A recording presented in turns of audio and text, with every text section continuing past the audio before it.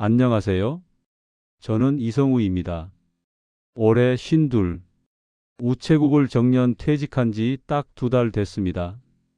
30년 넘게 우편을 배달하며 참 많은 사람들의 이야기를 봐왔죠. 어떤 사람은 고백을, 어떤 사람은 이별을, 어떤 사람은 죽음을 편지 한 장에 담아 보냈습니다. 그런데 그중 하나, 마지막으로 제 손을 거쳐간 편지 한 통이 아직도 제 기억에서 떠나질 않습니다. 그날도 평범한 오후였습니다. 하늘은 맑고 바람은 살짝 차가웠습니다. 저는 평소처럼 마지막 구역인 매화마을 7길을 돌고 있었죠. 그 길은 언제나 조용했습니다. 노부부 몇 분이 살고 계셨고 오래된 주택들이 다닥다닥 붙어 있었습니다. 그때 눈에 띄는 한 통의 편지가 있었습니다. 노란색 봉투, 붉은 펜으로 쓴 주소. 매화 7길 15-3 박정숙님 귀하. 보낸 사람은 없었습니다. 요즘 시대에 보기 드문 손편지였죠. 필체가 참 단정했어요. 그런데 희미하게 묻은 잉크 자국, 마치 눈물방울이 번진 듯한 흔적이 있었습니다. 전 이상하게 마음이 쓰였습니다. 그래도 업무니까 그대로 우편함에 넣고 돌아섰죠. 그런데 집 안에서 희미하게 들리는 소리 하나가 저를 붙잡았습니다. 라디오에서 흘러나오는 낡은 트로트, 그리고 누군가의 흐느끼는 울음소리. 그날 밤 이상하게 잠이 오질 않았습니다.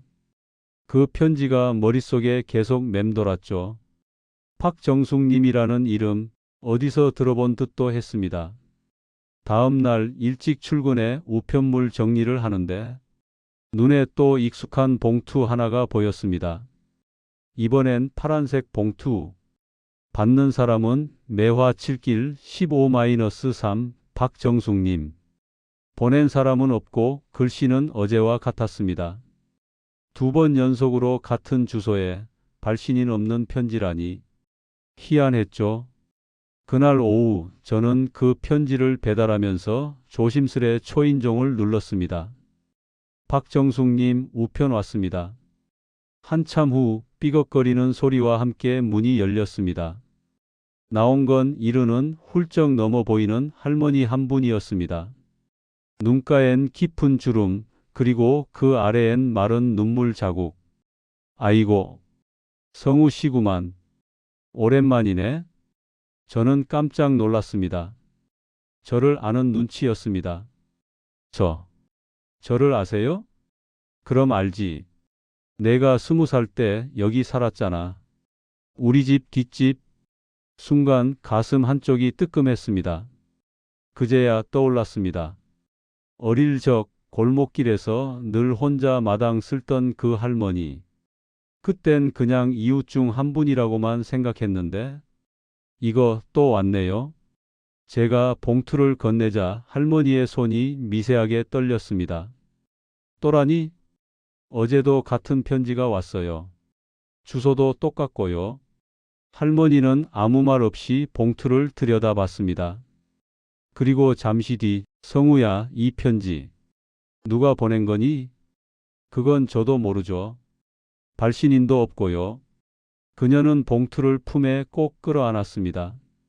이 글씨. 알아. 이건 내 아들이야. 그 말에 저는 숨이 막혔습니다. 할머니의 아들. 제가 20살이던 해, 그 집 아들이 사고로 세상을 떠났다는 소문이 있었죠. 23, 군 제대 후 복학을 앞두고 있었다고 들었습니다. 그 아이는 벌써. 제가 조심스레 말을 잇자 할머니는 조용히 고개를 저었습니다. 죽었지. 그런데 그 애가 보낸 편지가 요즘 계속 와. 그날 이후로 이상한 일이 계속됐습니다. 매일 아침 정리대엔 그 봉투가 하나씩 끼어 있었습니다.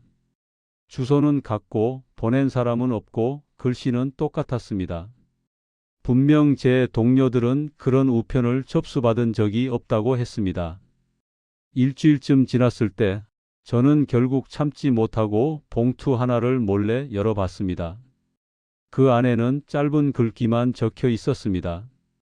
엄마, 창가에 난초는 아직 피어 있나요? 잉크는 번져 있었고 편지 끝에는 작은 손때가 묻어 있었습니다.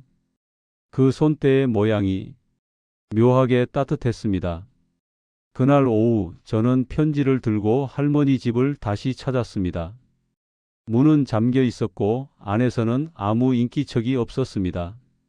대신 창문 너머로 보이는 난초 한 화분이 보였습니다. 잎은 시들고 꽃은 반쯤 떨어져 있었습니다.